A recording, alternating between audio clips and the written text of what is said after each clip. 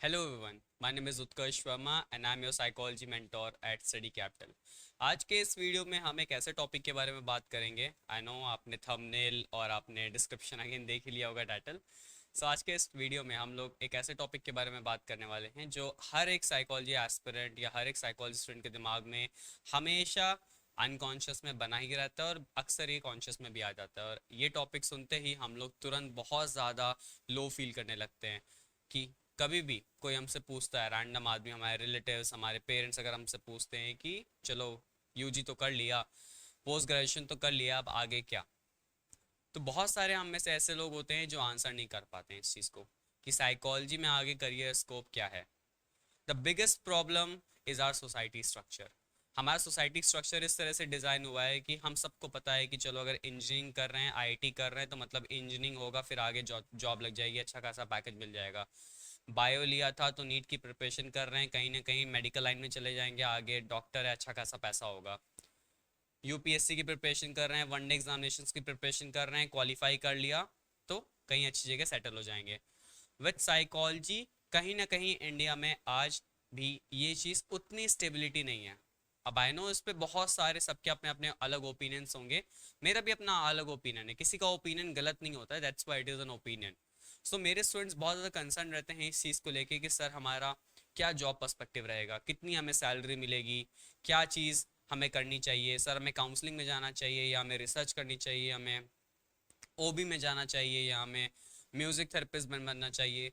क्या चीज़ हम ऐसा करें जिसमें हमारा जो एक प्राइमरी नीड होती है, फाइनेंशियल कैपिटल, मनी, ये जो चीज़ होती है ये फुलफिल हो सके। ओके, सो चैनल को अगर आपने सब्सक्राइब नहीं किया है तो तुरंत कर लीजिए, बेल आइकन को प्रेस कर लीजिए। और मेरे क्रैश कोर्सेज चल रहे हैं, आप तुरंत से तुरंत एनरोल हो सकते हैं अगर आपको सीयूईटी प्रिपरेशन 2022 मेरे बैचेस लाइव चल रहे हैं और आप तुरंत से इसको एनरोल कर सकते हैं। मेरे बैचेस लाइव हैं इस टाइम, आपको रिकॉर्ड लेक्चर्स मिल जाएंगे जितनी भी क्लासेस हो चुकी हैं।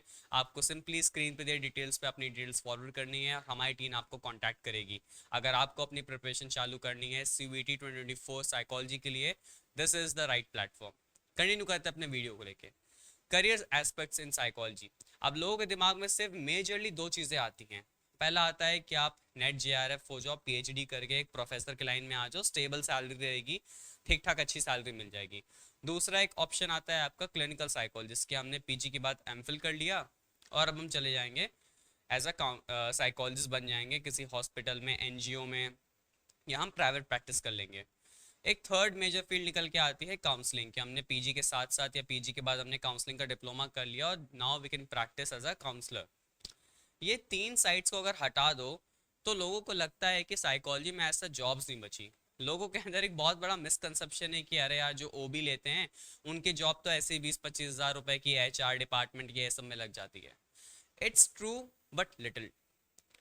ये बात सच है कि हाँ, आपको जो ओबी में जॉब्स मिलेंगी वो आपको जैसे ही आप फ्रेशर होते हो, पीजी अपने पास कर रहा होता है, नो डाउट अगर आप बहुत लकी नहीं रहे तो आपको जो भी स्टार्टिंग जॉब मिलेगी वो 20-25 थाउजेंड की ही मिलेगी।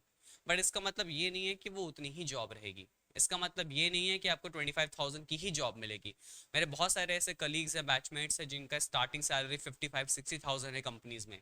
ओके, तो ऐसा नहीं है कि ओबी एक ऐसी फील्ड है जिसमें जॉब्स नहीं है, this is very untrue.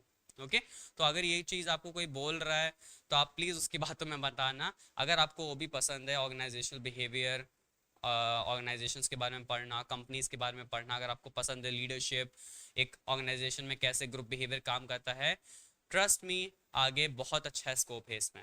Okay, दूसरी जाती है क्लिनिकल और काउंसलिंग। लोग अक्सर कंफ्यूज होते हैं कि सर क्लिनिकल में ज़्यादा पैसा है कि काउंसलिंग में ज़्यादा पैसा है।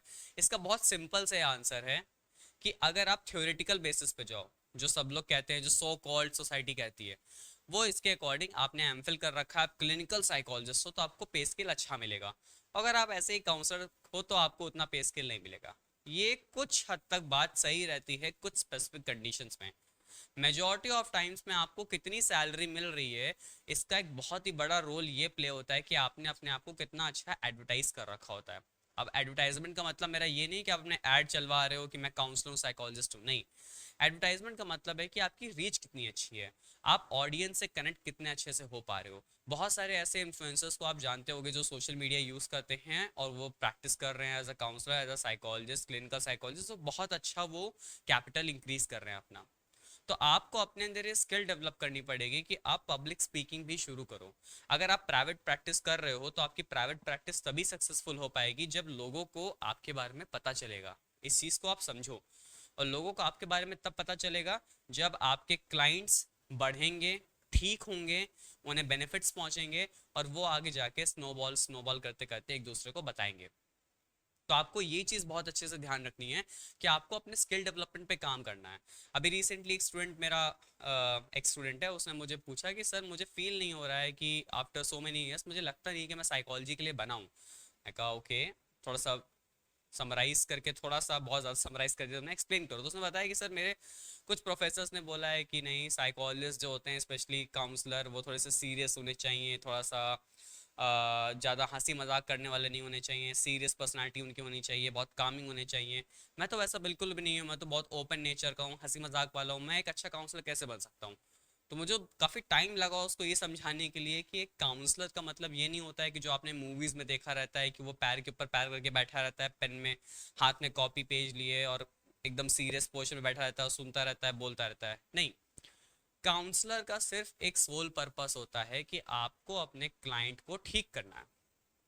आपका क्लाइंट अगर कोई साइकोलॉजिकल क्राइसिस से डील कर रहा है तो आपको उसे सपोर्ट करना है, हेल्प करना है कि वो उससे डील बेटर वे से कर सके और कोप कर सके। अब ये कंप्लीटली आपके ऊपर रहता है कि आप किस तरह की अप्रोच लेते हो। Again same case goes with research. लोगों को लगता है कि सर पीएचडी में मुझे लगता नहीं है कि मैं रिसर्च करूंगा, मेरी तो ना कोडिंग स्किल्स अच्छी है, ना मुझे सॉफ्टवेयर रन करना आता है, सर बहुत ज़्यादा लैब वाला काम हो जाएगा। अगेन लोगों को मिसकंसेप्शन रहता है कि रिसर्च जो इंसान करता है वो कंप्यूटर स्क्रीन के सामने हमेशा बैठा रहता है, लैब में बैठा रहता है। Again it's true but little.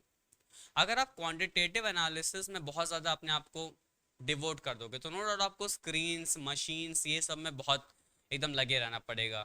आपको आई ट्रैकिंग सॉफ्टवेयर यूज़ करने पड़ेंगे, एफएमआरआई मशीन्स यूज़ करनी पड़ेंगी, ईजी एमजी यूज़ करना पड़ेगा, ये सब आपको करना पड़ेगा। लेकिन अगर आपकी फील्ड थोड़ी सी क्वालिटेटिव है, थोड़ा सा सोशल साइकोलॉजी की फील्ड है, थोड़ा सा आपकी पीपल ओरिएंटेड फील्ड है, जहाँ पे आप ग्राउंड में जाते हो, रियल प्लेसेस पे जाते हो, विजिट करते हो, इंटरव्यूज लेते हो, उसके बेसिस पे अपनी रिसर्च कंटिन्यू करते हो, तो वो आपका एक नो डाउट बहुत अच्छा एक्सपीरियंस बिल्ड करेगा। तो आपको यहाँ पे ये चीज़ देखना है कि कितने आप कहीं आपको ये चीज़ क्वेश्चन करनी है कि आप जो डिसीजन बना रहे हो कहीं वो स्टीरियोटाइप्स के बेसिस पे तो नहीं बना रहे हो कि रिसर्च मतलब computer programming, software, number, statistics, ये। और क्लिनिकल साइकोलॉजिस्ट मतलब कि आपको बहुत सीरियस रहना पड़ेगा और पे स्किल उतना अच्छा नहीं है, ऐसा कुछ भी नहीं है। अगर ऐसा कुछ होता तो इतने सारे साइकोलॉजी के स्टूडेंट्स हर साल इंक्रीज ना हो रहे होते। तो कुछ तो रीज़न होगा ना कि साइकोलॉजी में अगर करियर स्कोप है तभी बच्चे इस सब्जेक्ट को चूज कर रहे हैं। ओके। तो आज के इस वीडियो से आई होप आपको बहुत सारी चीज़ें क्लियर हो गई हों करियर एस्पेक्ट्स को लेके। Trust me, I know how it feels जब कोई आपसे बड़ा पूछता है कि क्या आगे का प्लान है। उन्हें बस ये बताओ आपकी क्या स्पेसिफिक फील्ड है, आप रिसर्च में जाना चाहते हो, से दम आप रिसर्च करोगे इस फील्ड में। आपको क्लिनिकल की फील्ड में जाना है, से दम कि आप एमफिल के लिए प्रिपेयर करोगे, उसके बाद आप क्लिनिकल साइकोलॉजिस्ट बनोगे। आपको काउंसलिंग करना है, से देम कि आप काउंसलिंग का कोर्स करोगे और आप काउंसलर बनोगे। आपको ओबी में जाना है, से देम कि आप पीजी के बाद कंपनीज में अप्लाई करोगे, इंटरव्यूज होगे और एक अच्छी सी कंपनी ज्वाइन करोगे। Learn to answer your problems, learn to answer your situations, that's the only skill you will lead for your whole life. Okay. Again मेरे बैचेस लाइव हो रखे हैं, जिसको जिसको भी प्रिपरेशन करनी है, एक बूस्ट लेना है अपनी प्रिपरेशन में, you can join me. See you in the class, bye bye.